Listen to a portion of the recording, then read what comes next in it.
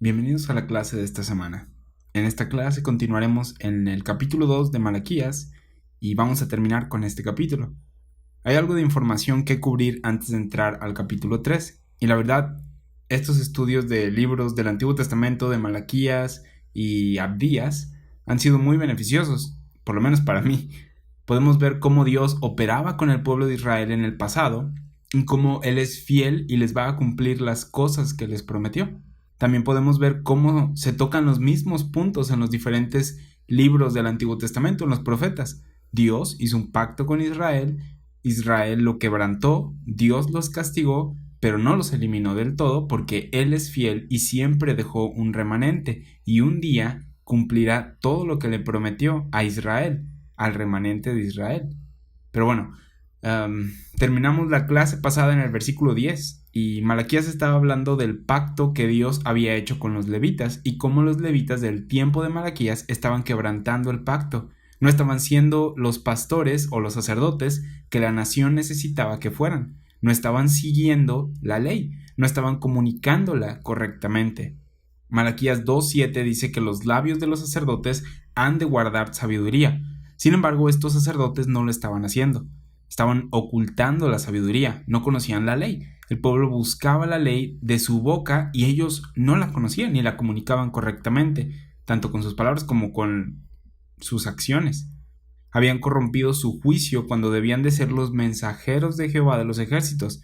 Ellos eran los mensajeros ordenados por Dios para comunicarle al pueblo de Israel y al mundo las palabras de Dios, y no estaban haciéndolo.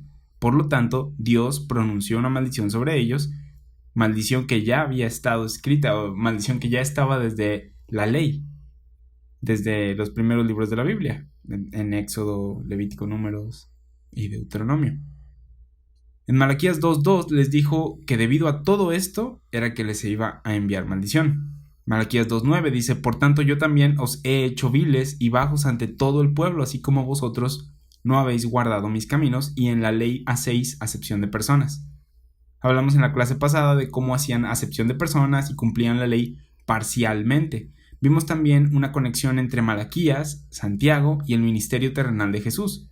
Los tres tratan con el mismo asunto, que aquellos que tenían la posición de juzgar, según la ley, estaban haciendo acepción de personas y siendo parciales con la ley, no la cumplían del todo, no estaban siendo equitativos, estaban respetando la posición o estatus social de las personas en lugar de juzgar equitativamente tanto al rico como al pobre. La parcialidad se desarrolla cuando se le da a una persona una posición privilegiada y a ésta se le pierde el suelo, a la persona. Dios le dio una posición especial al pueblo de Israel por encima de las demás naciones y en varias ocasiones Dios les dijo que no olvidaran de dónde lo sacó. Ser un israelita era algo especial en el pasado. Efesios 2 habla de las ventajas que los israelitas tenían y que los gentiles no. Lo que les sucedió a los israelitas es que en su orgullo, en el orgullo de su corazón, se hicieron parciales, hacían acepción de personas en lugar de obedecer la ley de Dios y seguirlo de corazón. También, si eras un levita, tenías más privilegios dentro de la nación ya privilegiada. A los levitas se les subió y pues se hicieron parciales. Comenzaron a gloriarse más en el hecho de ser levitas que en Dios que les dio esa posición privilegiada. Ahora, dentro de los levitas, una familia era la que tenía el cargo de los sacrificios, que ya vimos que en el tiempo de Malaquías no estaban haciéndolo bien, no estaban ofreciendo los sacrificios correctamente. Pero esta familia era la familia de Aarón, y si eras de la familia de Aarón, el primer sacerdote, eras todavía más especial en el pasado. Eras especial dentro de la tribu ya especial que estaba en la nación especial. En ellos se desarrolló esta parcialidad. Esto es algo que sucedió varias veces en la historia de Israel. Muchas personas que eran levitas y sacerdotes se olvidaban de respetar a Dios por haberlos puesto en esa posición y de ser humildes en esa posición como la ley enseñaba. En lugar de esto, estas personas dijeron: soy el gobernante, yo tengo el control, a mí se me dieron estas bendiciones, voy a tomar ventaja y las voy a usar en contra de las demás personas. En Juan 7:1 vemos que dice: después de estas cosas andaba Jesús en Galilea, pues no quería andar en Judea porque los judíos procuraban matarle. La diferencia entre Galilea y Judea es que una está al norte y la otra está al sur. Galilea al norte, Judea al sur. La tierra de Judea era donde estaban los judíos. Ahora, el que Jesús anduviera en Galilea no significa que él no fuera un judío. Galilea era parte del territorio de Israel. Sin embargo, Jesús no anduvo en Judea porque los judíos procuraban matarle. Ahora mencionamos esta diferencia entre Galilea y Judea porque en el tiempo de Jesús estaba esta separación de las 10 tribus del norte y las 2 tribus del sur, división que se hizo durante el reinado de Roboam, hijo de Salomón, hijo de David. Y las 2 tribus del sur, Judea, se enorgullecían porque estaban donde Jerusalén estaba y porque no eran como las 10 tribus que habían sido rebeldes y habían abandonado el pacto de Dios. Había parcialidad en ellos y juzgaban diferente a estas otras personas debido a su estatus alto. Regresando a Juan 7, cuando Jesús fue a Jerusalén y estaban celebrando una fiesta, hubo gente que lo vio y hablaban de él.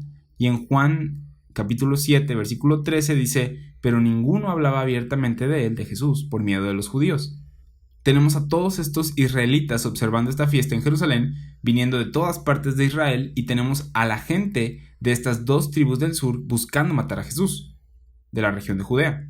Y la gente no hablaba abiertamente de él por miedo a los judíos que vivían en Judea. Vemos algo de parcialidad, como de ellos tienen un estatus diferente al de nosotros. Más adelante en Juan 7 vemos que Jesús está hablando después de haber sanado a alguien y dice en Juan 7, 22, 23, por cierto, Moisés os dio la circuncisión, no porque sea de Moisés sino de los padres, y en el día de reposo circuncidáis al hombre. Si recibe el hombre la circuncisión en el día de reposo, para que la ley de Moisés no sea quebrantada, ¿os enojáis conmigo porque en el día de reposo sané completamente a un hombre? Los que estaban en Judea tenían el asiento de Moisés y tenían la posición de ministrar la ley, porque el templo estaba ahí, ellos vivían en Jerusalén. Así como estamos viendo en Malaquías, los sacerdotes tenían esta posición. Jesús está diciéndoles que se enorgullecían de tener el asiento de Moisés y circuncidaban gente en el día de reposo. Y Jesús sanó a alguien en el día de reposo y no les gustó. ¿Por qué no les gustó? ¿Por qué no estaban de acuerdo con esto? El problema es que no estaban juzgando justamente. Esto es lo mismo que estaba sucediendo en Malaquías 2. Juan 7:24. No juzguéis según las apariencias, sino juzgad con justo juicio. Si hubieran estado juzgando justamente, habrían entendido que alguien siendo sanado en el día de reposo era más grande que alguien siendo circuncidado en el día de reposo. Jesús está explicando que esta gente que tenía esta posición de juzgar, los judíos, los de Judea, no estaban haciendo justo juicio. Juan 7:25. Decían entonces unos de Jerusalén, ¿no es este a quien buscan para matarle? ¿Quiénes eran los que buscaban matarlo? Los de Galilea, no, sino los que estaban en Jerusalén, aquellos a los que Jesús amenazaba su posición. Es porque Jesús amenazaba su posición de juzgar que no lo querían y deseaban matarlo. Juan 7:26. Pues mirad, habla públicamente y no le dice nada. ¿Habrán reconocido en verdad los gobernantes que este es el Cristo?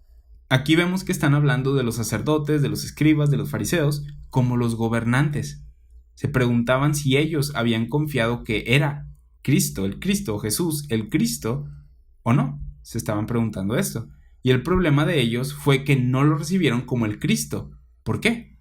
Los 12 apóstoles lo hicieron y muchos otros lo hicieron. Gente que no era parte del linaje sacerdotal lo hizo. ¿Acaso no entendían la ley? Jesús dijo que lo buscaran en las escrituras porque éstas hablan de él. Entonces había gente que estaba esperando la confirmación de estos gobernantes, de estas personas con una posición alta. Él se habían reconocido que Jesús era el Cristo. Juan 7:27.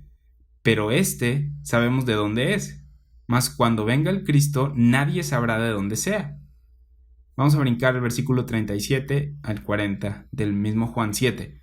En el último y gran día de la fiesta Jesús se puso en pie y alzó la voz, diciendo: si alguno tiene sed, venga a mí y beba.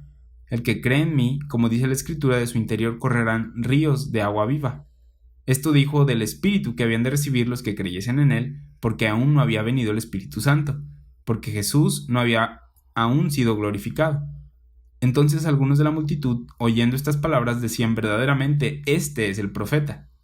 Decían: este es el profeta del que habló Moisés en Deuteronomio 18, 15 al 18. Juan 7:41 dice: otros decían: este es el Cristo. Pero algunos decían: ¿de Galilea ha de venir el Cristo? Aparentemente no creían que el Cristo podía venir de Galilea, y ahí fue donde Jesús creció. Él no nació en Galilea, nació en Belén, al sur de Jerusalén, pero no creían que el Cristo pudiera venir de Galilea. ¿Puedes ver la disputa? ¿Puede el Mesías venir de Galilea?, se preguntaban. Ahí ni siquiera viven los judíos. Ahí no está Jerusalén. Había una distinción, una parcialidad en su mente, una acepción de personas. Juan 7:42. ¿No dice la Escritura que del linaje de David y de la aldea de Belén, de donde era David, ha de venir Cristo? El linaje de David era donde Jerusalén estaba, donde los judíos vivían. Nosotros sabemos que Jesús sí viene del linaje de David. Él nació en Belén, pero ellos veían que era un Galileo, porque ahí había crecido. ¿Y cómo este Galileo podía ser el Mesías? Mira la perspectiva de estas personas.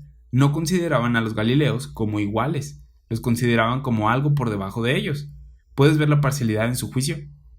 Juan 7:43. Hubo entonces disensión entre la gente a causa de él. ¿Por quién era y de dónde venía? Se preguntaban, ¿cómo puede ser Galileo y ser el Mesías? ¿Cómo puede ser el Mesías y andar con los borrachos y los pecadores, los pescadores, los recolectores de impuestos? El verdadero Mesías andaría con los sacerdotes, con nosotros. Este era su pensamiento. Más adelante en el capítulo aparecen unos alguaciles enviados por los principales sacerdotes para atraparlo en algo que dijera. Sin embargo, no pudieron y terminaron creyendo en él. Y en Juan 7:46-48 dice, los alguaciles respondieron, jamás hombre alguno ha hablado como este hombre. Entonces los fariseos le respondieron, ¿también vosotros habéis sido engañados? ¿Acaso ha creído en él alguno de los gobernantes o de los fariseos? Decían, ¿cómo pueden creer en que ese es el Mesías cuando ninguno de los fariseos o gobernantes ha creído en él? Podemos ver aquí que ellos veían su opinión como algo más alto que la de la gente común, y eso no es lo que enseña la ley. De hecho, sí había entre ellos unos que creían, pero no lo hacían público por miedo de los judíos. Entonces, ellos veían su opinión como algo más alto que la de los demás. Y esto es algo que podemos ver en el siguiente versículo, el que se creían mucho más que los demás. Juan 7:49. Mas esta gente que no sabe la ley, maldita es. ¿Quién se supone que debía enseñarles la ley? La misma gente que estaba negando que Jesús era el Cristo. Juan 7:50-53 dice, les dijo Nicodemo, el que vino a él de noche, el cual era uno de ellos, ¿juzga acaso nuestra ley a un hombre si primero no le oye y sabe lo que ha hecho? Respondieron y le dijeron, ¿eres tú también Galileo? Escudriña y ve que de Galilea nunca se ha levantado profeta. Cada uno se fue a su casa. Nicodemo estaba tratando de señalar su parcialidad en la ley. Él les dijo, ¿acaso no deberíamos juzgar equitativamente? ¿No deberíamos juzgar a las personas por sus obras y no por quiénes son y de dónde vienen? Y ellos le respondieron, ¿eres Galileo o qué? Porque nunca se ha levantado profeta de Galilea. Estamos viendo parcialidad de parte de estas personas durante el ministerio terrenal de Jesús. Jesús dijo, hagan lo que los fariseos enseñan, mas no lo que hacen porque no siguen la ley adecuadamente, no juzgan justamente. Jesús estaba respetando la autoridad delegada a Moisés y pasada a ellos, pero no a ellos, porque no estaban juzgando correctamente. En Malaquías 2:10 vemos que dice, ¿no tenemos todos un mismo Padre? Esto está lidiando con el asunto de la parcialidad. Está diciendo, ¿no tenemos todos el mismo Padre? ¿No somos israelitas? ¿Acaso los galileos no eran israelitas como los judíos? ¿Cuál era la diferencia de si venía de Galilea o de Judea? Había parcialidad en su juicio. ¿Sí? Dice, ¿no nos ha creado un mismo Dios? Hablando de la nación de Israel. Entonces, ¿por qué estos sacerdotes en Malaquías 2 y Juan 7 estaban colocándose a sí mismos como personas más valiosas que las demás? Sí, se les había dado una posición privilegiada por Dios. Sin embargo, como personas, no eran diferentes a sus hermanos. Lo especial para ellos era lo delegado por Dios, no ellos. Malaquías 2:10. ¿Por qué pues nos portamos deslealmente? Esto está hablando de portarse de manera traicionera, quebrantando acuerdos y cosas por el estilo. Dice, ¿por qué pues nos portamos desleales el uno contra el otro, profanando el pacto de nuestros padres? La ley decía que amaras a tu prójimo como a ti mismo. Aquí les está preguntando por qué eran desleales o traicioneros el uno contra el otro. Y el sacerdote, como ya lo vimos, respondería, porque ese es un Galileo, ese es un samaritano, no es de Judea. Estos son los problemas de los que Jesús habló. No son cosas nuevas, sino las mismas que los profetas dijeron. Todos conocemos la historia del buen samaritano, pero ¿por qué Jesús contó esa historia? Debido a Malaquías 2:10, debido a la ley, porque eso es lo que los profetas enseñaron. La mayoría de lo que Jesús dijo fue una repetición de lo que la ley y los profetas dijeron. En Malaquías 10:25 es donde comienza la historia y comienza diciendo: y he aquí un intérprete de la ley se levantó y dijo para probarle: Maestro, ¿haciendo qué cosa heredaré la vida eterna? Ahora, hoy, si alguien te preguntara esto, ¿qué le responderías? Cree en el Señor Jesucristo, confía en la muerte y resurrección de Jesús para tu salvación. Sin embargo, ¿qué le respondió Jesús? Lucas 10:26. Él le dijo: ¿qué está escrito en la ley? ¿Cómo lees? En Mateo 19 dice: cumple la ley. En Lucas 10:27 dice: ama a Dios y ama a tu prójimo. Eso fue lo que le respondió Jesús en respuesta a la pregunta de cómo obtener vida eterna. Si haces eso hoy y no confías en la muerte y resurrección de Jesús para tu salvación, el resultado no va a ser bueno. No tendrás vida eterna, porque esos no son los términos para obtener vida eterna en este tiempo. Jesús, viviendo bajo la ley, en ese momento citó la ley. Y la ley decía que el que hiciera estas cosas viviría. Deuteronomio 32:47 dice, hablándole al pueblo de Israel: porque no os es cosa vana, es vuestra vida, y por medio de esta ley haréis prolongar vuestros días sobre la tierra donde vais, pasando el Jordán para tomar posesión de ella. Regresando a la historia, Lucas 10:28-29 dice: y le dijo: bien has respondido, haz esto y vivirás. Pero él, queriendo justificarse a sí mismo, dijo a Jesús: ¿y quién es mi prójimo? Exactamente a qué prójimo debo amar, porque vivo al lado de otros judíos, soy vecino de sacerdotes y los amo como a mí mismo. Y entonces Jesús contó la historia del buen samaritano. Lucas 10:30. Respondiendo Jesús, dijo: un hombre descendía de Jerusalén a Jericó y cayó en manos de ladrones, los cuales le despojaron e hiriéndole se fueron dejándole medio muerto. Nota que la gente que pasa al lado de esta persona abandonada a su suerte no son solamente israelitas, es un sacerdote y un levita. ¿Por qué específicamente un sacerdote y un levita? Porque ellos son los que estaban siendo parciales en la ley. Ellos son los que se supone que debían de estar enseñando correctamente la ley. De todas las personas en Israel, ellos debían de haber sido los que mostraran misericordia a las personas, especialmente a esta persona, pero no lo estaban haciendo. Lucas 10:31-33. Aconteció que descendió un sacerdote por aquel camino y viéndole pasó de largo. Asimismo un levita llegando cerca de aquel lugar y viéndole pasó de largo. Pero un samaritano, dice. Ahora, a menudo se enseña que los samaritanos no eran israelitas. Eso no es verdad. Los samaritanos eran la mezcla de las 10 tribus del norte de Israel con gentiles. Samaria era parte del territorio de Israel y los samaritanos eran odiados por los judíos. Lucas 10:33-37. Pero un samaritano que iba de camino vino cerca de él y viéndole fue movido a misericordia y acercándose vendó sus heridas, echándoles aceite y vino, y poniéndole en su cabalgadura, lo llevó al mesón y cuidó de él. Otro día al partir sacó 2 denarios y los dio al mesonero y le dijo: cuidádmele y todo lo que gastes de más yo te lo pagaré cuando regrese. ¿Quién pues de estos 3 te parece que fue el prójimo del que cayó en manos de los ladrones? Él dijo: el que usó de misericordia con él. Entonces Jesús le dijo: ve y haz tú lo mismo. Este samaritano trató con misericordia a su prójimo, a su vecino, cuando el sacerdote y el levita no lo hicieron. Los que tenían la posición de comunicar la ley no la estaban siguiendo correctamente. Por cierto, ¿por qué pasaron de largo y no le ayudaron? Tenían leyes de limpieza, leyes que podemos leer o ver en el libro de Levítico. Los sacerdotes no podían tocar algo muerto y después hacer ciertas cosas sin tener que hacer su rito de purificación. El hombre estaba medio muerto y no querían arriesgarse a tocarlo. Había leyes que decían que estaban siguiendo, pero eran leyes de apariencia física. Jesús dijo que el punto de la ley es amar al prójimo, la misericordia y el juicio. Este hombre estaba muriendo y si alguien debía ayudarlo, esos serían los levitas y sacerdotes. La ley no prevenía que ayudaran a este hombre. Al tratar de seguir la ley, estaban distorsionándola y no haciendo lo que ésta enseña. No estaban haciendo justo juicio, y esto es lo que Jesús estaba comunicándoles. Sí, ofrecían los diezmos y ofrendas y estaban usando la ropa que el sacerdote debía usar, pero no sabían juzgar justamente. No estaban mostrando misericordia. Ese es el problema de Malaquías 2, y vemos eso mismo durante el ministerio terrenal de Jesús. Malaquías 2:10. ¿Por qué pues nos portamos deslealmente el uno contra el otro? Si todos tenemos el mismo Padre y somos israelitas, Dios creó a la nación de Israel, en Éxodo 4:22 vemos esto, dice, profanando el pacto de nuestros padres. ¿Por qué nos portamos deslealmente el uno contra el otro? Profanando el pacto de nuestros padres. Profanar es tomar algo sagrado y hacerlo común, algo vano, verlo como cualquier cosa.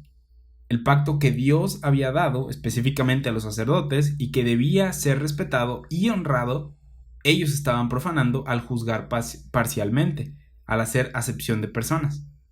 Versículo 11 de Malaquías 2. Prevaricó Judá y en Israel y en Jerusalén se ha cometido abominación. Judá y Jerusalén.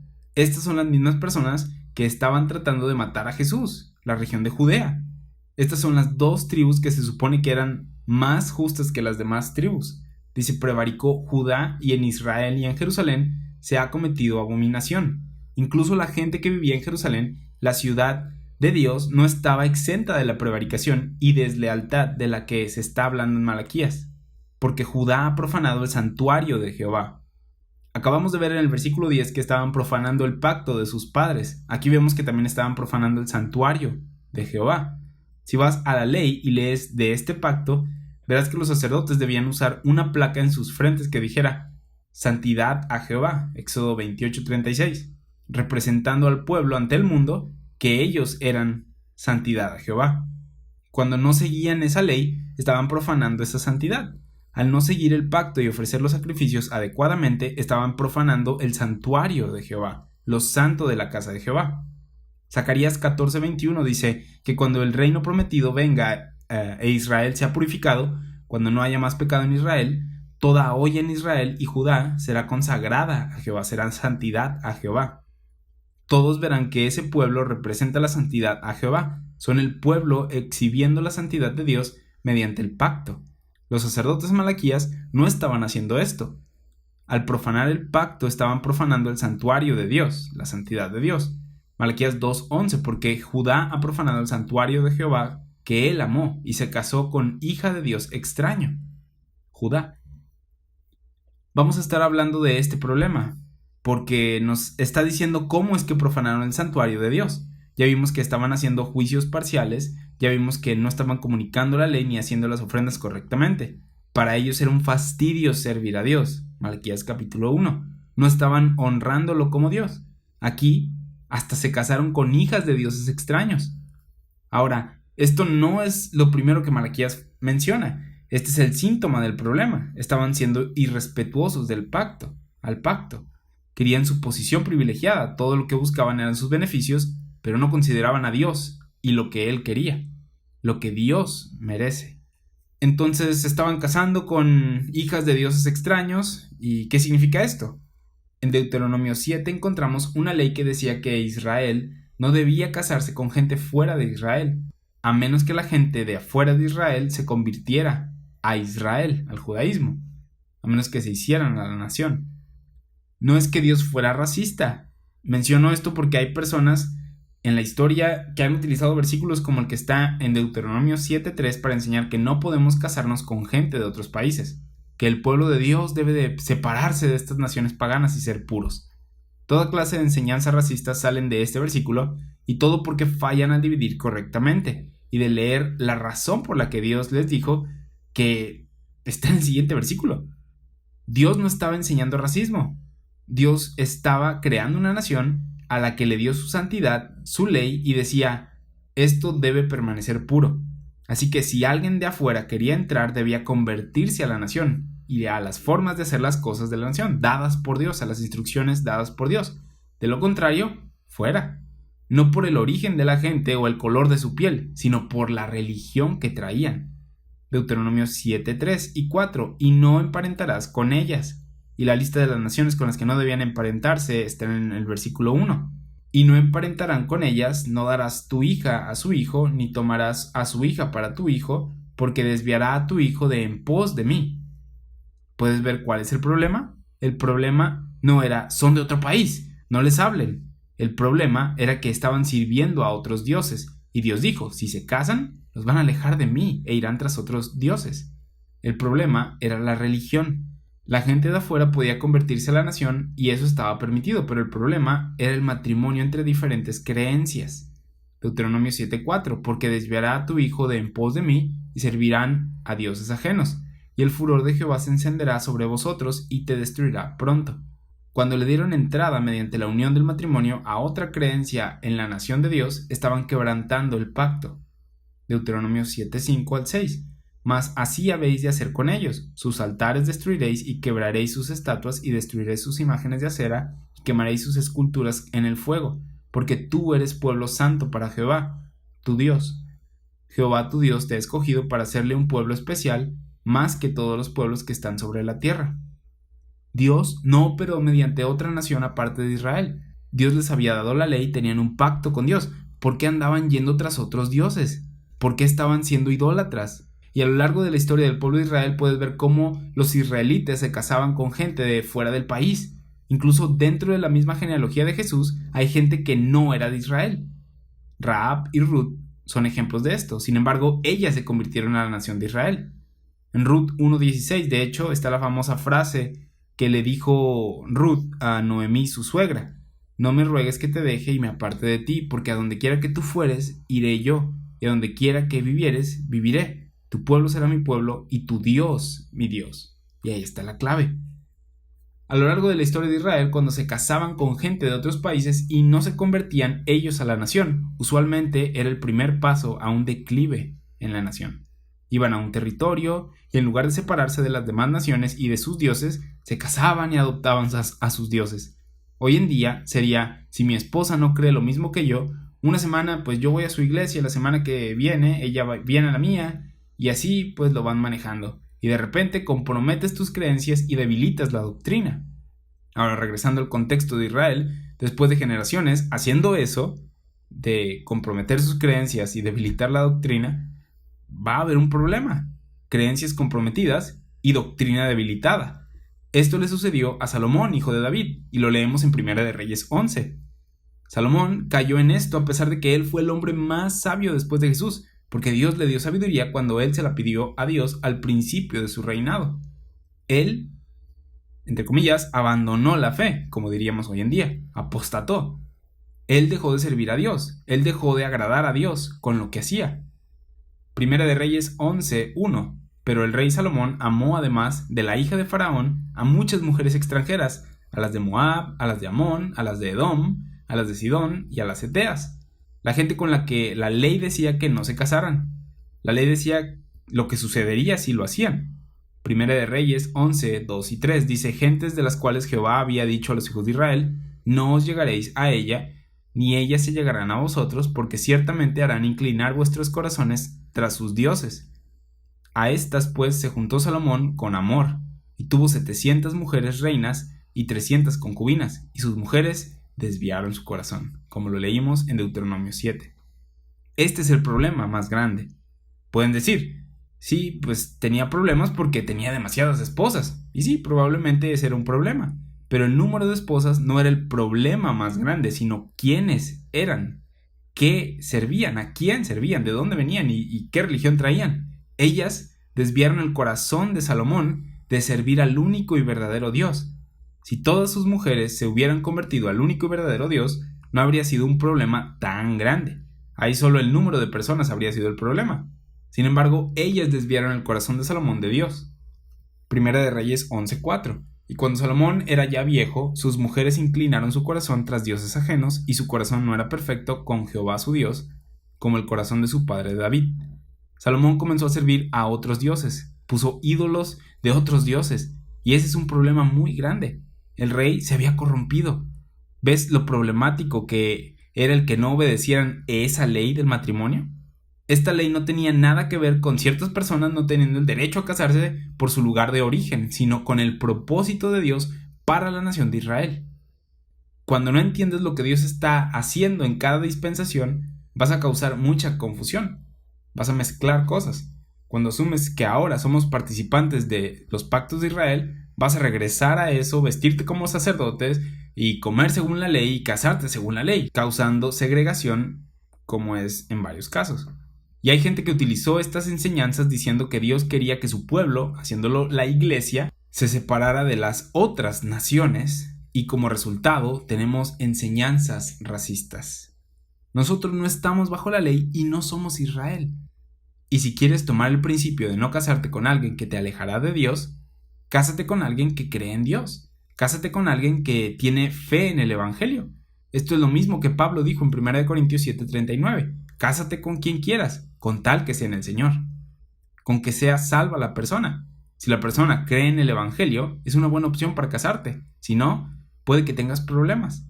En la mayoría de los casos, el inconverso aleja de la fe al creyente o se compromete en la doctrina para mantener el matrimonio unido, porque eso es importante, mantener el matrimonio unido.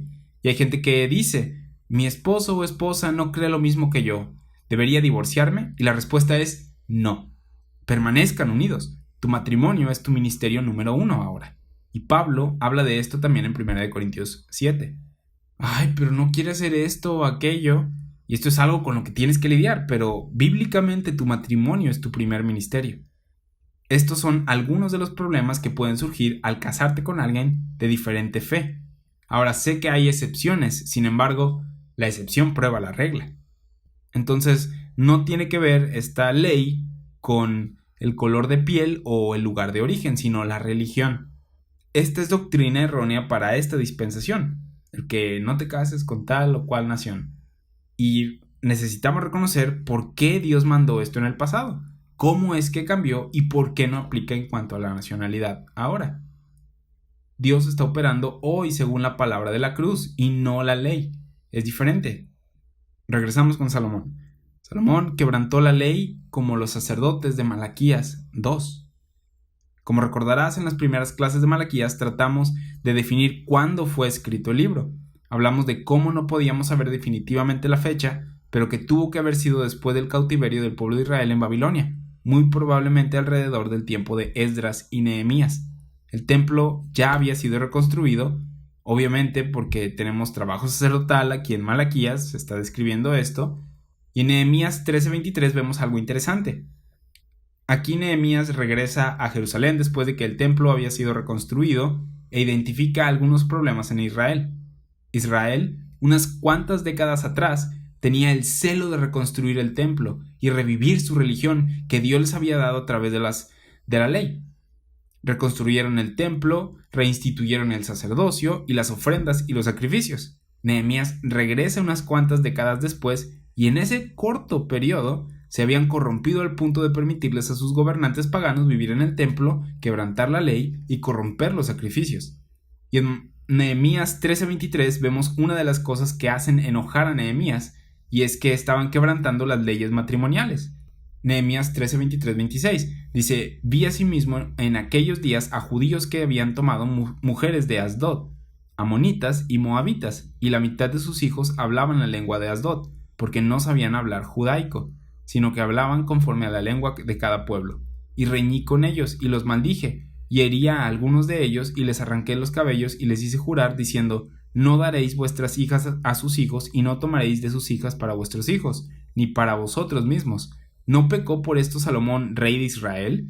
Bien que en muchas naciones no hubo rey como él, que era amado de su Dios, y Dios lo había puesto por rey sobre todo Israel. Aún a él le hicieron pecar las mujeres extranjeras. Y ustedes no son el rey Salomón. Es lo que básicamente les está diciendo. Él era el hombre más sabio y aún él cayó en ese pecado. No había un espacio para: no te preocupes, lo tengo bajo control. Porque no era así. Debían seguir la ley, es lo que Nehemías les estaba diciendo. Nehemías 13:29 dice: acuérdate de ellos, Dios mío, contra los que contaminan el sacerdocio y el pacto del sacerdocio y de los levitas. Este es el mismo tema de Malaquías, el pacto de los levitas y la corrupción del sacerdocio. Nehemías 13:30-31. Los limpié, pues, de todo extranjero, y puse a los sacerdotes y levitas por sus grupos, a cada uno en su servicio, y para la ofrenda de la leña en los tiempos señalados y para las primicias. Nehemías regresó y corrigió a todos porque lo estaban haciendo mal. Algunos creen que Malaquías fue escrito antes de que Nehemías regresara a Jerusalén. Él era un profeta en Jerusalén condenándolos por la corrupción. Llega Nehemías y dice: ¿qué está pasando aquí? Y los corrige. Malaquías 2:11 dice: prevaricó Judá, y en Israel y en Jerusalén se ha cometido abominación, porque Judá ha profanado el santuario de Jehová que él amó, y se casó con hija de Dios extraño. Versículo 12: Jehová cortará de las tiendas de Jacob al hombre que hiciere esto, al que vela y al que responde, y al que ofrece ofrenda a Jehová de los ejércitos.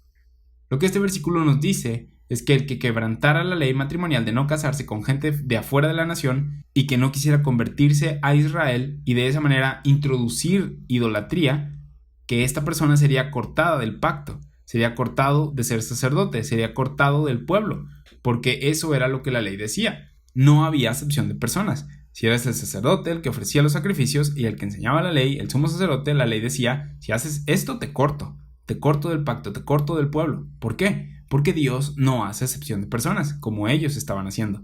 Porque el juicio de Dios es según verdad y no apariencias. Romanos 2, 1 y 2. Él juzgaría justamente, es lo que nos está diciendo, no como ellos. Versículo 13. Y esta otra vez haréis cubrir el altar de Jehová de lágrimas. Esto lo hicieron en el capítulo 1 al ofrecer sacrificios incorrectos, de tal forma que la gente clamó a Dios por la injusticia que los sacerdotes hacían al ofrecer los sacrificios. Aquí les dice: lo están haciendo una vez más al quebrantar la ley matrimonial. Les dice: y esta otra vez haréis cubrir el altar de Jehová en lágrimas de llanto y de clamor. Así que no miraré más a la ofrenda para aceptarla con gusto de vuestra mano. Cubrieron el altar de lágrimas. ¿Qué significa esto? ¿De quién son las lágrimas? Estas son las lágrimas de las personas a las que los sacerdotes no les estaban haciendo juicio justo. Debido a la corrupción de los sacerdotes, la gente clama a Dios en el altar, y este clamor es algo que llegó a Dios más que cualquier ofrenda lastimosa que los sacerdotes estaban ofreciendo. En Números 25 vimos algo similar a esto. ¿Recuerdas que hablamos de esta historia al mencionar el pacto de Leví? Es la historia de Finés, la lanza, la mujer madianita y el varón de Israel que la llevó al campamento y la metió a su tienda. Finés vio esto y los alanceó a ambos. ¿Ya te acordaste? Bueno, en Números 25:6, como recordarás, lo que estaban haciendo antes de que esto de la lanza sucediera era que el pueblo que no estaba pecando estaba llorando a la puerta del tabernáculo de reunión. Estaban llorándole a Dios, estaban clamando: sálvanos de la mortandad a causa de los que están pecando. En Apocalipsis 6, 9 al 10, cuando el quinto sello es abierto, Juan vio bajo el altar las almas de los que habían sido muertos por causa de la palabra de Dios y por el testimonio que tenían. Y lo que estas almas clamarán a gran voz será: ¿hasta cuándo, Señor santo y verdadero, no juzgas y vengas nuestra sangre en los que moran en la tierra? Clamaban a Dios diciendo: vénganos, levántate, como en los salmos. Porque no se les había hecho juicio justo, fueron asesinados. ¿Por qué? Por haber creído a Dios durante el tiempo de la tribulación, por ser de los que creyeron en el Mesías. Estas almas claman por justicia y no estaban viniendo de los sacerdotes que Dios había establecido para que la administraran. En Lucas 18 vemos otro ejemplo, y una vez más estamos haciendo una referencia al ministerio terrenal de Jesús, y vemos el mismo tema siendo discutido. ¿Por qué? Porque Jesús vino a un Israel perdido. Él vino a ser ministro de la circuncisión, Romanos 15:8. Se habían descarriado ellos y Jesús vino a hacer lo mismo que los profetas del Antiguo Testamento hicieron, con la diferencia de que Él es el Hijo de Dios, el Mesías. Pero en Lucas 18 tenemos una parábola singular, la parábola del juez injusto. ¿Te acuerdas de esta?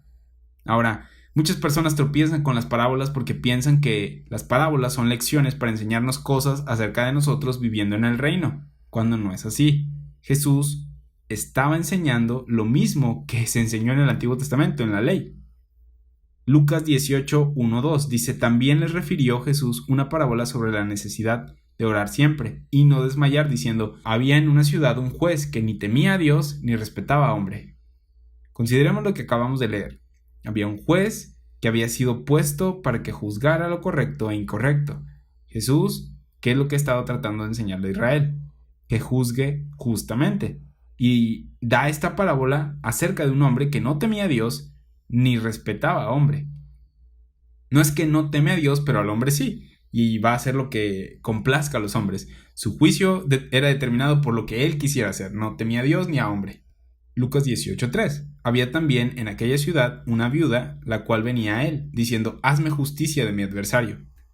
Este es el mismo clamor que vemos en Números 25, en Apocalipsis 6 y en Malaquías 2.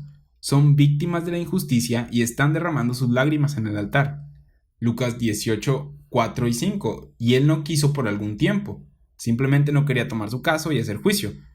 Pero después de esto dijo dentro de sí: aunque ni temo a Dios, ni tengo respeto de hombre, sin embargo, porque esta viuda me es molesta, le haré justicia, no sea que viniendo de continuo me agote la paciencia.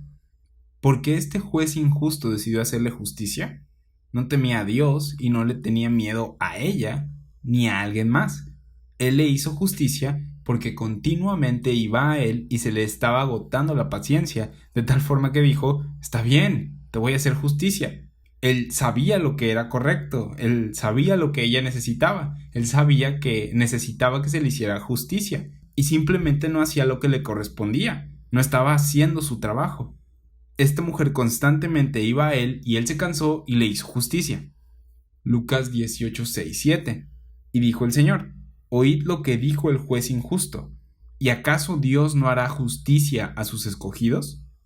Si una persona injusta que no temía a nadie debido al constante clamor de una persona eventualmente hizo justicia, ¿acaso un Dios justo que oye el constante clamor de su pueblo enfrentando injusticias por sacerdotes que ni conocen la ley no hará justicia? ¿No lo hará más rápido? Y veremos esto en Malaquías 3, el juicio de Dios. Lucas 18, 7, 8. ¿Y acaso Dios no hará justicia a sus escogidos? Estos son Israel, esto es Israel, que claman a él día y noche. ¿Se tardará en responderles?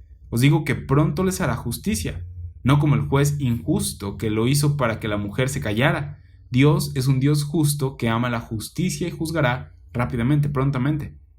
Lucas 18, 8. Os digo que pronto les hará justicia, pero cuando venga el Hijo del Hombre, ¿hallará fe en la tierra?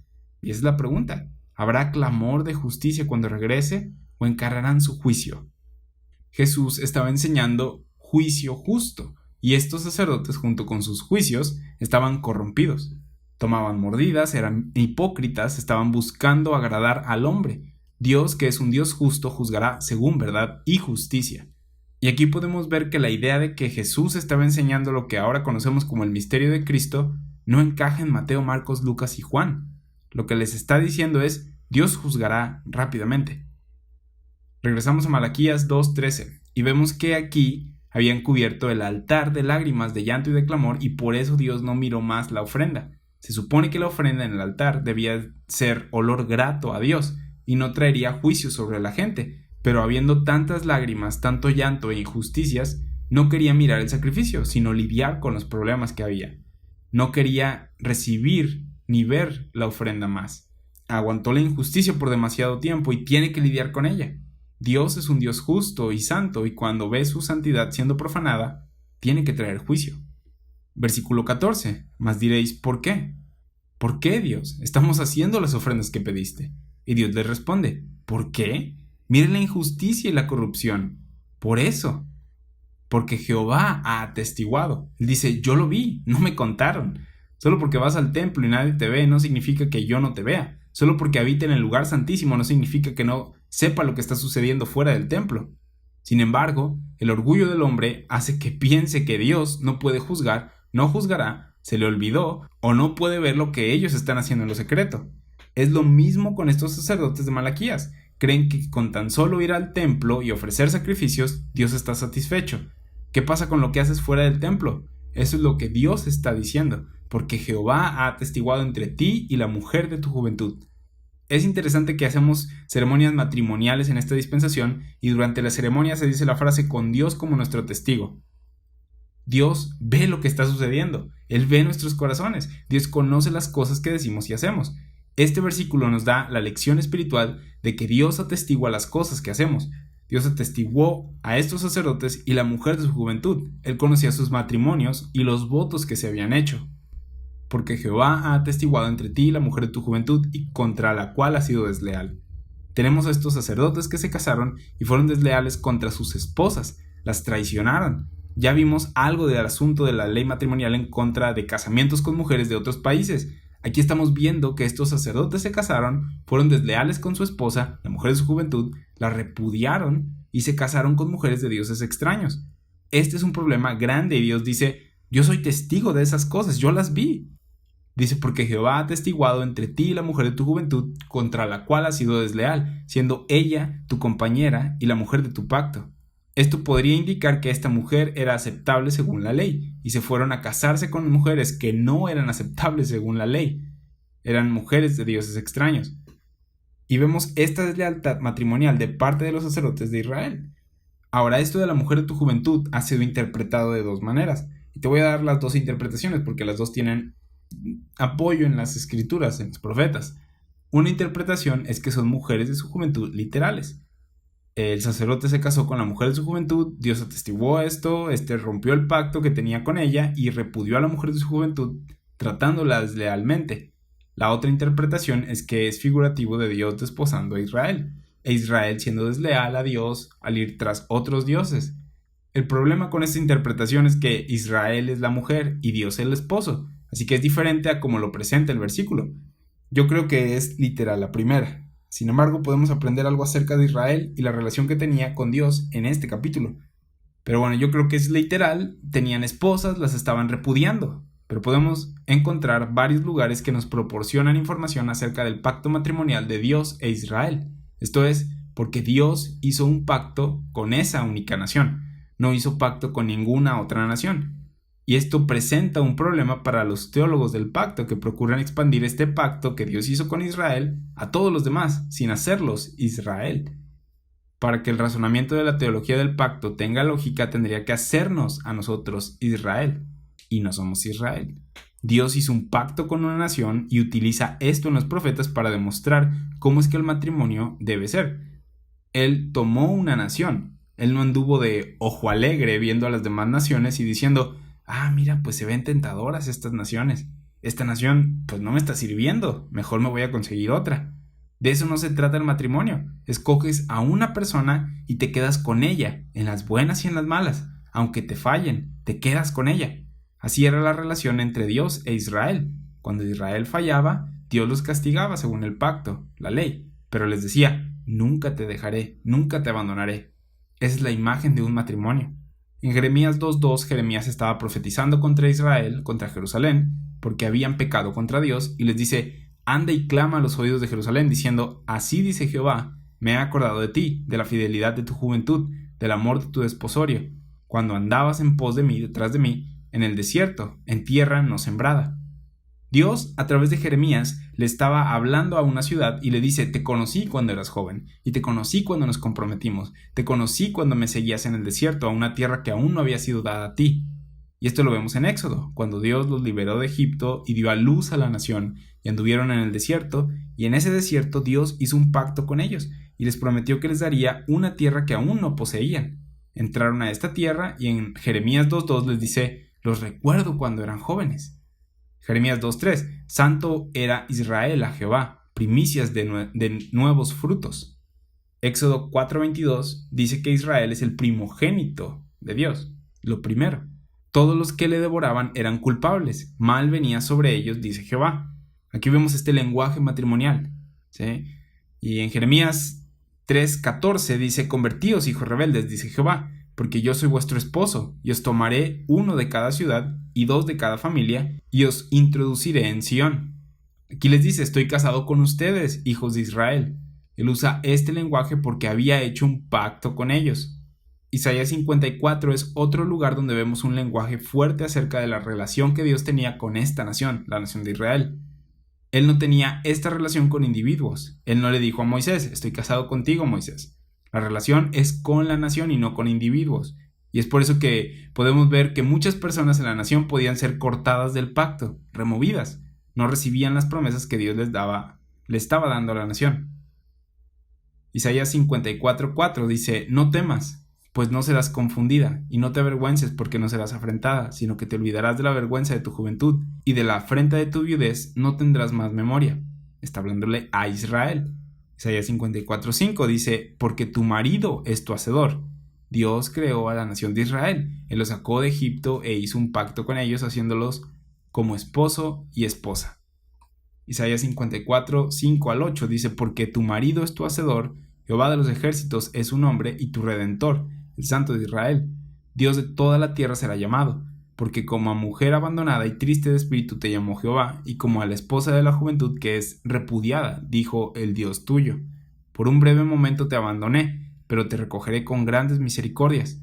Con un poco de ira escondí mi rostro de ti, por un momento, pero con misericordia eterna tendré compasión de ti, dijo Jehová, tu Redentor. ¿Puedes ver lo que está diciendo? Él les dice, debido a que quebrantaste el pacto, sí, te juzgué y escondí mi rostro de ti por un momento. Por breve momento te abandoné, pero te recogeré con grandes misericordias. ¡Wow! Versículos 9 y 10. Porque esto me será como en los días de Noé, cuando juré que nunca más las aguas de Noé pasarían sobre la tierra. Así he jurado que no me enojaré contra ti, ni te reñiré, porque los montes se moverán y los collados temblarán, pero no se apartará de ti mi misericordia, ni el pacto de mi paz se quebrantará, dijo Jehová, el que tiene misericordia de ti. ¡Wow! ¡Qué voto matrimonial! A pesar de que haya momentos de abandono e ira, hay una promesa eterna aquí. ¿Por qué la gente piensa entonces que Dios ha abandonado a Israel definitivamente? ¿De dónde lo sacan? De estos versículos no. Cuando la gente no divide correctamente y cree que la iglesia reemplaza a Israel, arrojan por la ventana estos versículos o se los apropian, haciendo a la iglesia de Israel. Dios le dice a Israel que aunque las montañas y collados se muevan o tiemblen, no se apartará de ellos su misericordia. Y las montañas y collados siguen ahí. La luna y el sol siguen ahí, que también son señales de que Dios preservará y les cumplirá sus promesas al pueblo de Israel. Entonces, ¿Dios mintió? No. ¿Y ves por qué entonces en Romanos, después de que Pablo habla de todas las bendiciones que Dios le está dando al cuerpo de Cristo, y termina diciendo, ¿quién nos separará del amor de Cristo? En el capítulo 8 de Romanos, en el capítulo 9 se toma el tiempo para explicarles a los judíos qué pasó con sus promesas. ¿Ves por qué hace esto? Ellos pudieron haber dicho al leer hasta Romanos 8, un momento, nosotros tenemos un pacto eterno con Dios, nosotros tenemos una promesa, estamos casados con Él. Podían citar muchas escrituras para respaldar esto, y Pablo lidia con eso, y les dice en Romanos 11 que Dios no los ha abandonado por completo, y que los salvará según el pacto, pero no ahora. Y es una respuesta difícil, pero en Isaías 54 vemos que Dios les promete que no los abandonará definitivamente, y es por eso que lo que Pablo enseñó era algo tan drásticamente diferente a lo que los profetas e incluso Jesús enseñaron, porque cada vez que Dios castigaba a Israel, lo regresaba y lidiaba con y a través de ellos. Pero ahora, en la dispensación de la gracia, no hay judío ni gentil, no hay un Israel como en el pasado, y esto es algo diferente. En Ezequiel 16, Dios le habla a Israel como si Israel, Jerusalén, fuese su esposa. Y es interesante cómo este lenguaje figurativo de matrimonio sigue apareciendo en los profetas hablando de la relación que Dios tenía con Israel mediante el pacto. Ezequiel 16 es un regaño y profecía en contra de Israel y trata de cómo abandonaron a Dios y fornicaron al ir tras otros dioses y ofrecerles sus hijos en sacrificio. Al principio del capítulo Dios les dice, tu padre fue amorreo y tu madre etea, que aparentemente era uno de los peores insultos para un israelita. Ezequiel 16:3, así ha dicho Jehová, el Señor, sobre Jerusalén. Tu origen, tu nacimiento es de la tierra de Canaán, tu padre fue amorreo, tu madre etea. Todo el capítulo está muy interesante, y te animo a que tú lo leas por completo, pero vamos al versículo 58. Y aquí, después de que Dios les explica por qué traerá juicio sobre ellos, y lo que ellos hicieron para traerlo sobre sí, dice en Ezequiel 16, 58, 59, sufre tú el castigo de tu lujuria y de tus abominaciones, dice Jehová. Pero más ha dicho Jehová el Señor, ¿haré yo contigo como tú hiciste? ¿Que menospreciaste el juramento para invalidar el pacto? La ley enseñaba ojo por ojo, como hiciste se te hará. Jesús habló acerca de esto también y dijo, no juzguéis para que no seáis juzgados, no condenéis y no seráis condenados, perdonad y seréis perdonados, dad y se os dará, medida buena, apretada y remecida y rebosando darán en vuestro regazo, porque con la misma medida con que medís, os volverán a medir. Una y otra vez vemos esto, ¿sí? Que Dios pagará a todos conforme a sus obras, a como Él ha hecho, a como el hombre ha hecho, le pagará. En Ezequiel 16:59 les pregunta, ¿haré yo con ustedes como ustedes hicieron conmigo al menospreciar el juramento para invalidar el pacto? Quebrantas el pacto, obtienes lo que el pacto dice que obtendrás cuando lo quebrantas. Es lo que la ley decía. Como hagas, se te hará. Pero aquí está preguntándoles, ¿haré yo esto? Ezequiel 16:60. Antes yo tendré misericordia de mi pacto que concerté contigo en los días de tu juventud. ¿Qué pacto es este? El pacto que hizo con Israel en el desierto, la promesa de una tierra y de ser una nación por encima de las demás naciones, la salvación de Israel. Ezequiel 16:60-61. Antes yo tendré memoria de mi pacto que concerté contigo en los días de tu juventud, y estableceré contigo un pacto sempiterno, siempre eterno. Y te acordarás de tus caminos y te avergonzarás cuando recibas a tus hermanas, las mayores que tú y las menores que tú. Y estas hermanas, de las que habla, las definió como las naciones gentiles que estaba siguiendo Israel. Les dijo en Ezequiel 16:55, tus hermanas son Sodoma y Gomorra. Tomaré a tus hermanas y éstas te servirán, las cuales yo te daré por hijas, mas no por tu pacto. Este es en el versículo 61. Las cuales yo te daré por hijas, tus hermanas, las naciones gentiles, mas no por tu pacto. ¿Qué está diciendo? Que Dios no le dará el pacto de Israel a ninguna otra nación. Y esto es fascinante porque la mayoría de las personas hoy en día toma el pacto hecho con Israel y la casa de Judá. Jeremías 31 y Hebreos 8 nos dice claramente esto, pacto con Israel, la casa de Judá, y se lo da a la iglesia, donde no hay judío ni gentil, pero que está conformada por mayormente naciones gentiles. Esto es exactamente lo que Dios dijo que no haría en Ezequiel 16:61, darles el pacto de Israel a las naciones. A pesar de que Israel es la ramera en Ezequiel 16, la prostituta que no merece nada, él dijo que no tomaría su pacto y se lo daría a los gentiles. No me casaré con otra, en esencia les está diciendo. Ezequiel 16:62, sino por mi pacto que yo confirmaré contigo y sabrás que yo soy Jehová. Y la esposa apenada responde con un ¿por qué? Sí, Ezequiel 16:63, para que te acuerdes y te avergüences y nunca más abras la boca a causa de tu vergüenza, cuando yo perdone todo lo que hiciste, dice Jehová el Señor. No habrá nada que Israel dirá en contra de Dios, porque Dios les dirá, ¿ves lo que hiciste en el pasado? No mereces lo que tienes ahora, y aún así lo tienes, yo lo hice por ti. Y eso suena como gracia, ¿no? Y ese es exactamente el nuevo pacto, la salvación de Israel. Dios haciéndolo por ellos. Él derramó su sangre como sacrificio, Él dio al Espíritu Santo, Él lo hará porque es su pueblo e hizo un pacto con ellos. Recuerda, ¿quién eres tú? Tú eres la iglesia, tú tienes toda bendición espiritual en los lugares celestiales en Cristo ahora. Tú no eres Israel con quien Dios hizo un pacto, tú tienes salvación ahora. Ezequiel 16:63, para que te acuerdes y te avergüences y nunca más abras la boca a causa de tu vergüenza cuando yo perdone todo lo que hiciste, dice Jehová el Señor. Él hizo un pacto con ellos, el cual cumplirá y nunca quebrantará. Regresamos a Malaquías 2. Después de todas las cosas que Israel hizo contra Dios a lo largo de la historia y lo que Dios prometió, muchas personas leen los evangelios y dicen, Dios los abandonó porque crucificaron a Jesús. Pareciera que no leen el Antiguo Testamento y ven la seriedad de las promesas que Dios le hizo a Israel, la seriedad del pacto que Dios hizo con Israel. En Malaquías 2, Dios está culpando a los sacerdotes por hacer lo mismo. Dios dice, tomaste hija de dioses ajenos y has sido desleal contra la mujer de tu juventud. Puedes ver la gravedad y seriedad del matrimonio a los ojos de Dios aquí. La gravedad y seriedad de cuando dices, tú eres la persona elegida y te casas con ella. Para Dios no debería de haber deslealtad en el matrimonio.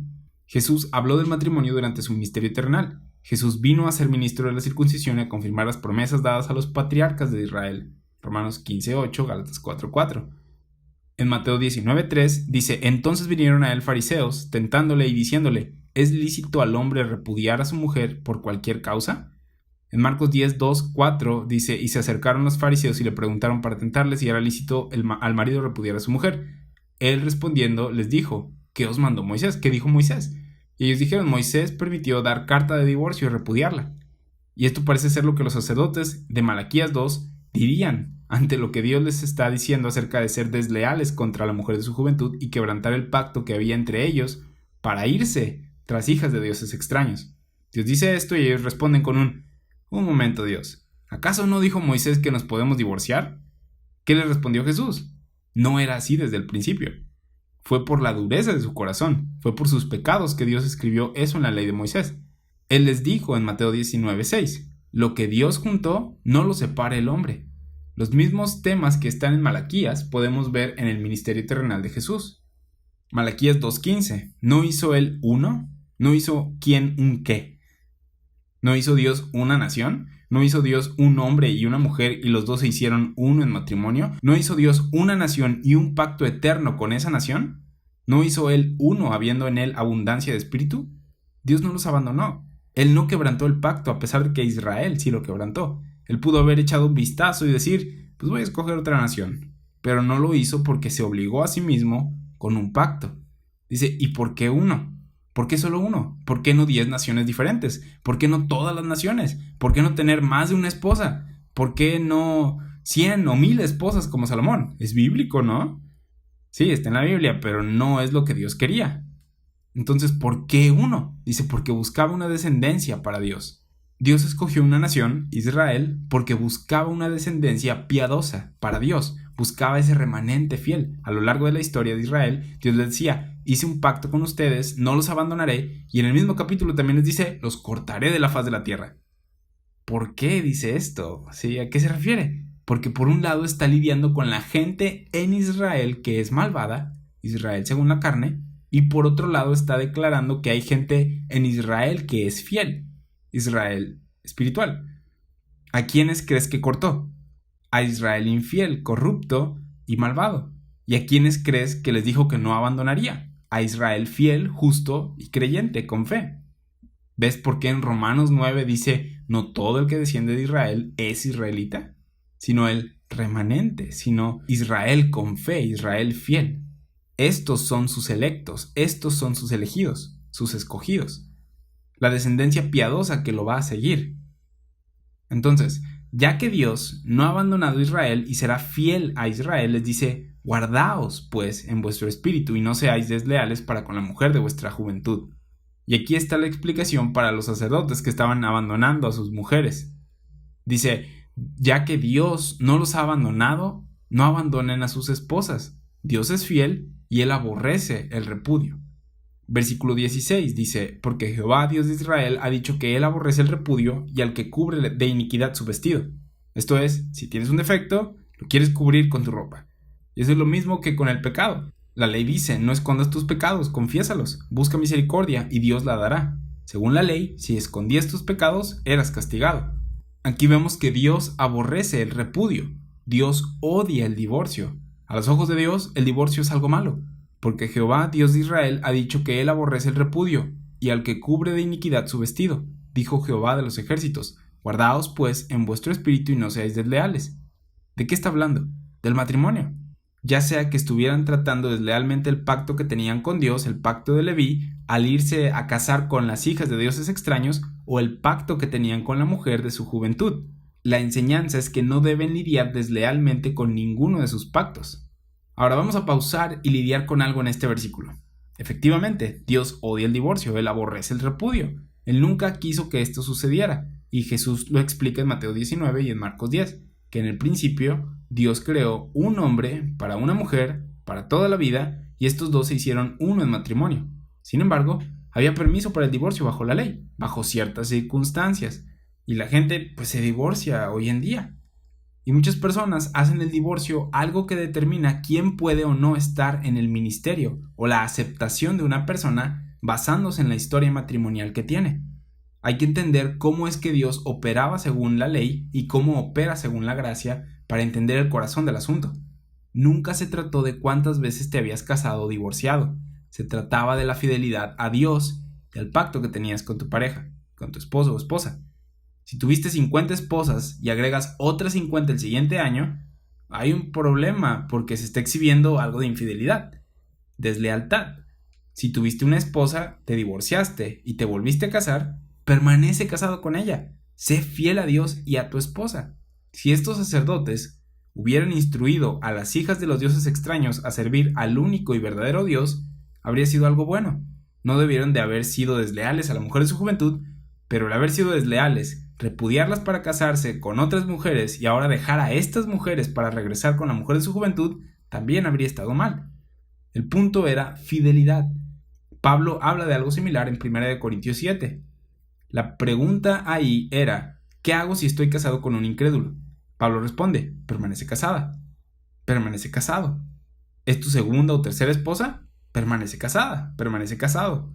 El divorcio no es una opción, sucede. pero no debería de ser una opción. Había permiso para esto bajo la ley. Jesús dijo que era si se cometía fornicación y estaba la opción del divorcio. Y la fornicación es casarte con alguien más mientras aún estás unido con alguien más. El matrimonio no es un pedazo de papel o la ceremonia. El matrimonio es los dos haciéndose uno. Cuando eres uno con alguien y te vas y te unes a alguien más, hubo una separación.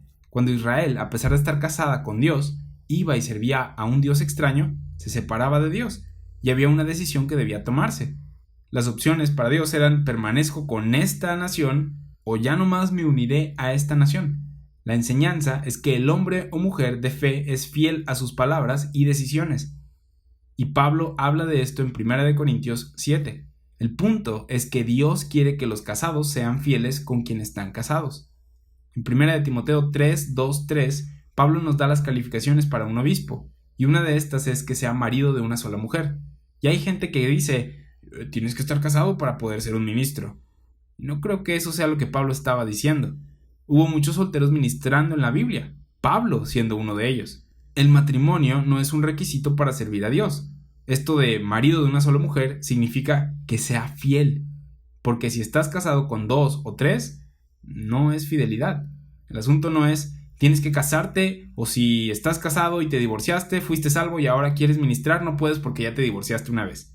Eso es algo ridículo. Hay mucha gente hipócrita opinando acerca de esto, y lo que necesitan hacer es tener juicio justo en este asunto, porque creen que el matrimonio es solamente un certificado o lo que la gente puede ver, y no lo que Dios ve en el corazón. Cuando dos se hacen uno y son fieles el uno al otro, eso es matrimonio. Permanece en él. Estos sacerdotes no estaban haciendo esto. Estaban siendo desleales con la mujer de su juventud y también estaban trayendo a estas hijas de dioses extraños y corrompiendo el sacerdocio. Había infidelidad en su matrimonio y en la posición que tenían. Malaquías 2:17. Habéis hecho cansar a Jehová con vuestras palabras. ¿Qué palabras? Las palabras de autojustificación que hemos estado leyendo a lo largo del libro. ¿Hiciste esto? ¿En qué momento? ¿Hiciste aquello? ¿A poco? Fuiste desleal a tu esposa, pero la ley permite el divorcio. Además, somos sacerdotes, estamos por encima de los demás. Dice: habéis hecho cansar a Jehová con vuestras palabras, y decís: ¿en qué le hemos cansado? En que decís: cualquiera que hace mal agrada a Jehová, y en los tales se complace, o si no, ¿dónde está el Dios de justicia? Cansaron a Dios cuando dijeron: el que hace mal agrada a Dios. Y eso no es cierto, y es un problema. Cualquier persona fiel en su matrimonio o fiel en general no dice esto. Estos sacerdotes decían que su mal era agradable a Dios. En Isaías 43 vemos que Dios dice que Israel lo fatigó, tal como Malaquías 2. Isaías 43, versículo 20 al 23: las fieras del campo me honrarán, los chacales y los pollos del avestruz, porque daré aguas en el desierto, ríos en la soledad, para que beba mi pueblo, mi escogido. Este pueblo he creado para mí, mis alabanzas publicará. Y no me invocaste a mí, oh Jacob, sino que de mí te cansaste, oh Israel. No me trajiste a mí los animales de tus holocaustos, ni a mí me honraste con tus sacrificios. No te hice servir con ofrenda, ni te hice fatigar con incienso. Dios les dice: no les dio una tarea difícil, ¿por qué no la están obedeciendo? Versículo 24. No compraste para mí caña aromática por dinero, ni me saciaste con la grosura de tus sacrificios, sino pusiste sobre mí la carga de tus pecados, me fatigaste con tus maldades. Él les dice: ¿por qué no hacen la sencilla tarea que les di? Me fatigaron con sus pecados y no me dan razón para perdonarlos. En Malaquías 2:17 les dice: me cansaron con sus palabras, debido a sus maldades no veré más sus ofrendas. En Génesis 6:3, antes de que Dios inundara el planeta, dijo: no contenderá mi espíritu con el hombre para siempre. Y esto es algo que debemos recordar acerca de Dios. Estamos en la dispensación de la gracia, en la que Dios nos ha dado gratuitamente toda bendición espiritual en los lugares celestiales en Cristo. Cada día podemos agradecer a Dios por un día más de gracia, y que le está ofreciendo gracia al mundo, que Él es paciente para ver que más personas sean salvas. Vemos que lo que Dios está ofreciendo al mundo es el evangelio de paz, de la palabra de la reconciliación, salvación y gracia gratuita. Y muchas veces tendemos a olvidar que Dios no espera para siempre.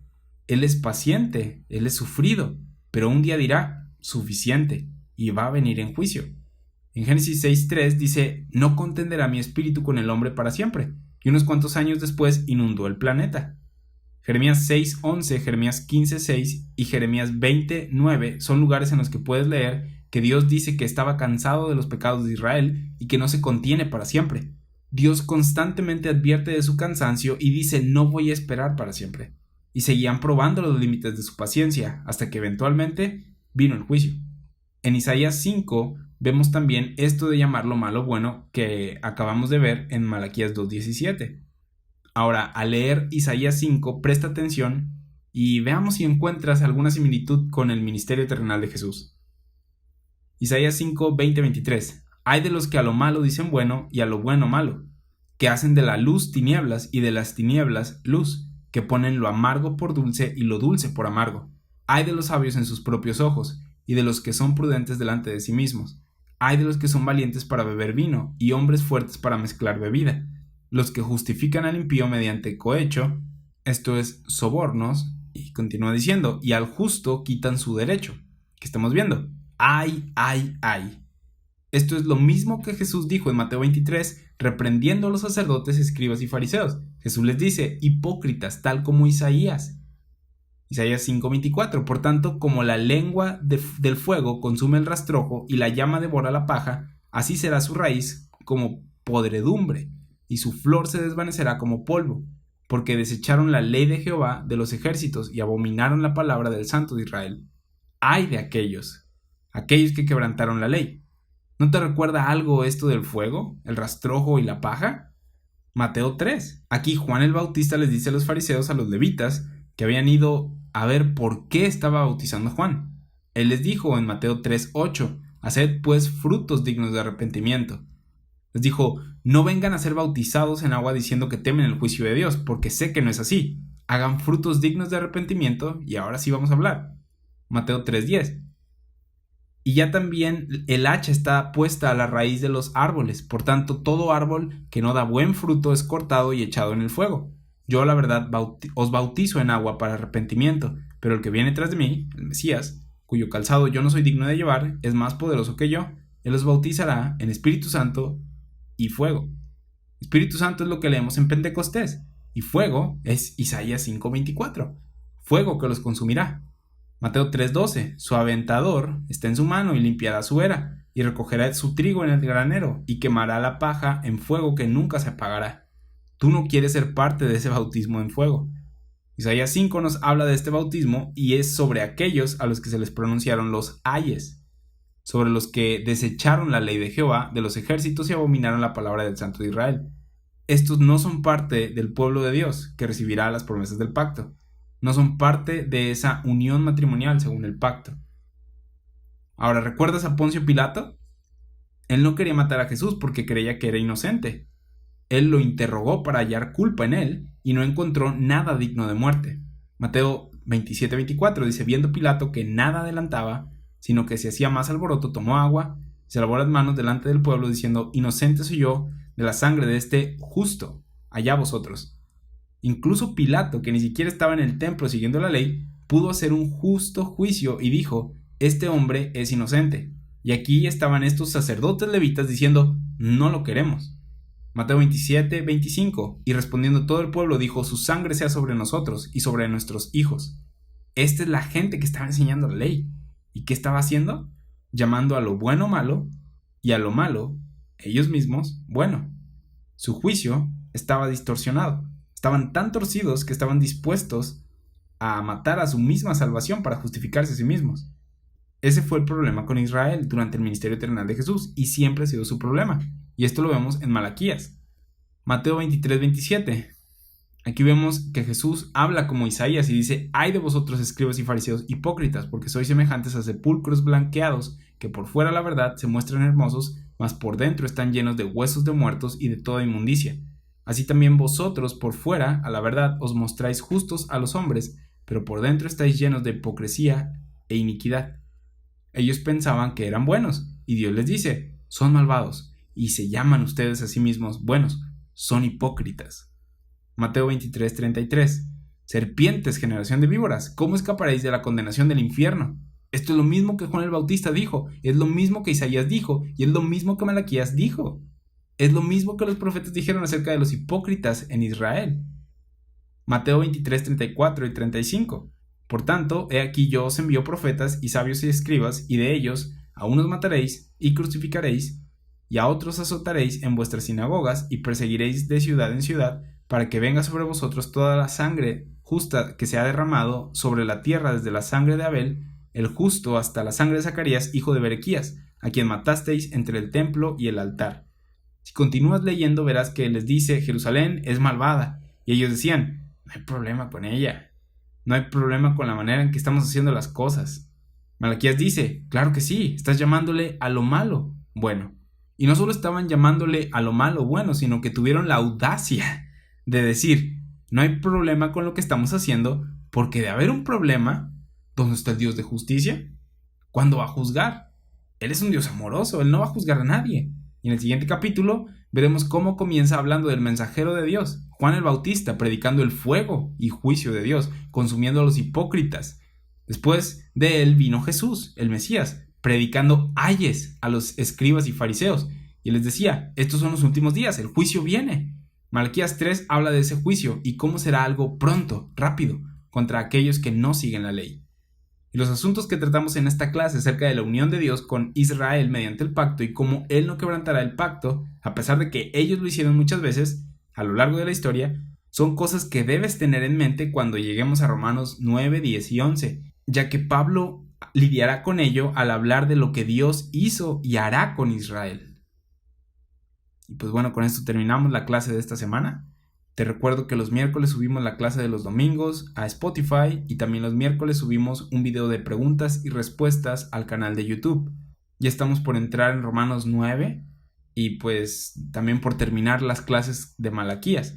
Y te voy a invitar a que vuelvas a visitar las clases de Abdías, que revises las clases de Malaquías, que vayas considerando todo lo que hemos estado viendo en Romanos, para que cuando lleguemos a Romanos 9 no estés en ceros y tengas el contexto histórico de cómo Dios estaba tratando con el pueblo de Israel, cómo Dios está tratando con el cuerpo de Cristo, y puedas ver más claramente y sea más sencillo para ti entender Romanos 9, 10 y 11, que también es otro controversial, son otros controversiales. Pero pues bueno, por mi parte es todo. Te agradezco el tiempo que estás invirtiendo para estudiar la palabra de Dios. Nos vemos a la próxima.